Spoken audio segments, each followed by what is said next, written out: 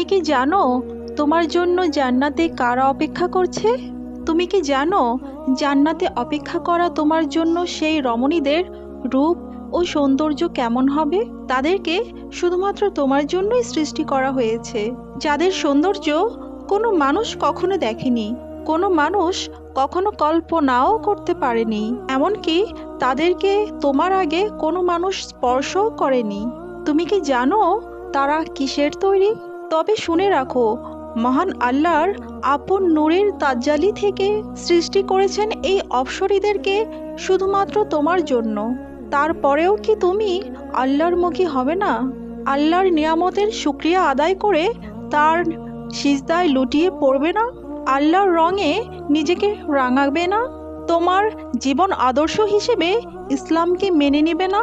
তুমি কি ইসলামের চিরপ্রশান্তির পথে আগুয়ান হওয়ার জন্য পদক্ষেপ নিবে না? যদি না হও তাহলে কি হারাবে তার খুব সামান্যই কিছু বর্ণনা দিই। তুমি কি জানো জান্নাত কি? জান্নাত হচ্ছে যা কোনো চোখ কখনো দেখেনি, কোনো কান কখনো শোনেনি এবং কোনো হৃদয় তার কল্পনাও করেনি। আল্লাহ পাক সূরা আর রহমানের 56 নম্বর আয়াতে বলেছেন, সে সবের মাঝে রয়েছে বহু আনত নয়না মহিলাগণ, যাদেরকে পূর্বে কোনো মানুষ অথবা জিন স্পর্শ করেনি। সুবহান আল্লাহ। এই আয়াতের তাফসিরে বলা হয়েছে, যাদের চোখের দৃষ্টি তাদের নিজ নিজ স্বামী ছাড়া অন্য কারো উপর পড়বে না এবং তাদের কাছে নিজ নিজ স্বামী সর্বাধিক সর্বোত্তম লাগবে, অর্থাৎ কুমারী, নবযুবতী এবং অবিবাহিতা সুন্দরী রমণীগণ, যাদেরকে কেউ স্পর্শ পর্যন্ত করেনি। একই সূরায় আল্লাহ পাক 59 নম্বর আয়াতে বলেছেন, তাদের সৌন্দর্য যেমন পদ্মরাগ ও প্রবাল সদৃশ্য, অর্থাৎ পরিষ্কার পরিচ্ছন্নতার দিক দিয়ে পদ্মরাগ এবং শুভ্রতা মিশ্রিত রক্তবর্ণের দিক দিয়ে হবে প্রবালের মতো। যেমন অনেক সহিহ হাদিসেও তাদের স্বচ্ছ রূপ ও সৌন্দর্যের কথা উক্ত ভাষায় ব্যক্ত করা হয়েছে। যেমন তাদের দেহের রূপ স্বচ্ছতার কারণে তাদের পদনালীর মজ্জা, হাড় ও মাংসের বাহির থেকে পরিদৃষ্ট হবে।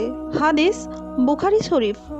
অপর একটি বর্ণনায় রাসূল সাল্লাল্লাহু আলাইহি ওয়াসাল্লাম বলেছেন, জান্নাতের স্ত্রীরা এত সুন্দরী ও সুদর্শনা হবে যে যদি তাদের মধ্যে কোনো একজন পৃথিবীবাসীর উপর উকি দেয়, তাহলে আকাশ ও পৃথিবীর মধ্যবর্তী সম্পূর্ণ অংশটা উজ্জ্বল হয়ে যাবে এবং সুগন্ধিতে ভরে যাবে।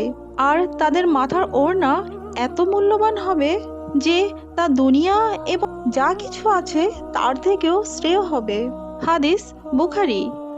আল্লাহ তাআলা সূরা আর রহমানের 71 ও 73 নম্বর আয়াতে আরও বলেছেন, সেই জান্নাত সমূহে থাকবে উত্তম চরিত্রবতী ও অনিন্দ সুন্দরীগণ, তারা তাঁবুতে সুরক্ষিত হুর। সুবহান আল্লাহ।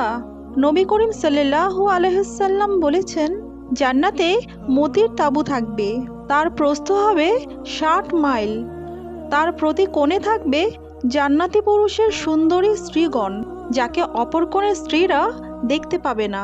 তুমি শুনে রাখো, জান্নাতের অন্যতম এক আকর্ষণের নাম হচ্ছে হুর, ডাগর ডাগর হরিণী চোখের উঠতি বয়সী যুবতী। তার প্রতিটি অঙ্গ প্রত্যঙ্গে প্রবাহিত হবে নবযৌবনের স্বর্গীয় সুধা।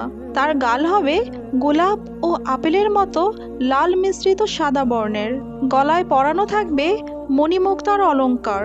তার চেহারা সূর্যের মতো উজ্জ্বল চকচকে অথচ খুবই মোহনীয় হবে। যখন সে হাসবে তখন তার চেহারা থেকে বিজলির মতো আলোর চমক বের হতে থাকবে। জান্নাতবাসী একজন পুরুষ তার স্ত্রীর গালে নিজের চেহারা দেখতে পাবে, কোনো আয়নার প্রয়োজন পড়বে না। বেহেশতের একজন হুরকে যদি দুনিয়ার মানুষ দেখতে পেত, তাহলে সকল দুনিয়াবাসী আল্লাহর প্রতি ঈমান আনত কোনো সন্দেহ ছাড়াই। জান্নাতি হুরগণ অস্বাভাবিক উৎকৃষ্ট মানের, উত্তম সবুজ গালিচা এবং সুন্দর সুসজ্জিত সজ্জায় হেলান দিয়ে অবস্থান করবে। হুরদের কাছে তাদের স্বামীদের সাথে মিলিত হওয়া জান্নাতের অন্যান্য বস্তু থেকে অনেক বেশি আনন্দময় হবে। তাদের স্বামীদের সাথে দীর্ঘকাল অতিবাহিত হবার পরও তাদের সৌন্দর্য ও ভালোবাসার কমতি হবে না, বরং যতই সময় অতিবাহিত হবে ততই তাদের সৌন্দর্য ও রূপ লাবণ্য বৃদ্ধি পেতে থাকবে।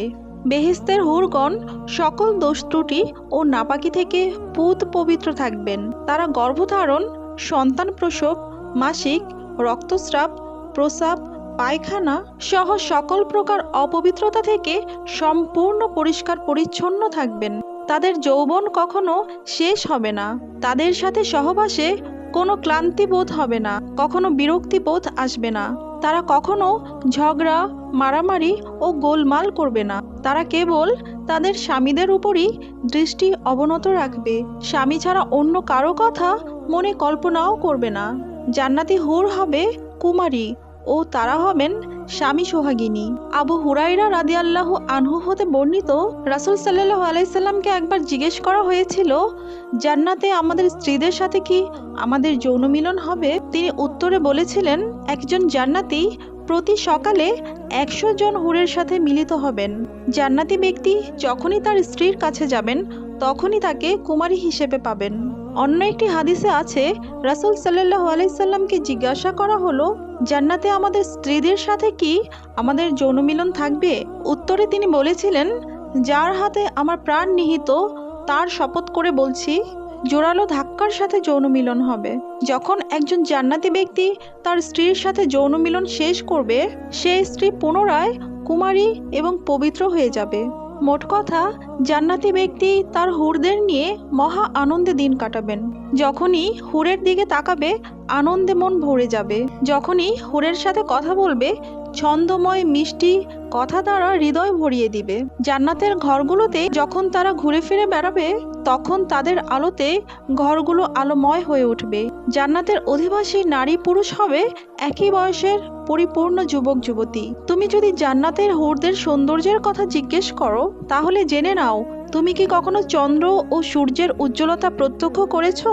তাদের চোখের রং সম্পর্কে জানতে চাইলে জেনে নাও, তাদের চোখের রং হবে পরিষ্কার সাদার মাঝে কালো রং।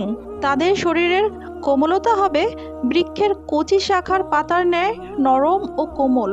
তুমি যদি তাদের শরীরের রং সম্পর্কে জানতে চাও তবে জেনে নাও, প্রবাল ও পদ্মরাগের মতো উজ্জ্বল হবে তাদের শরীরের সৌন্দর্য ও রং।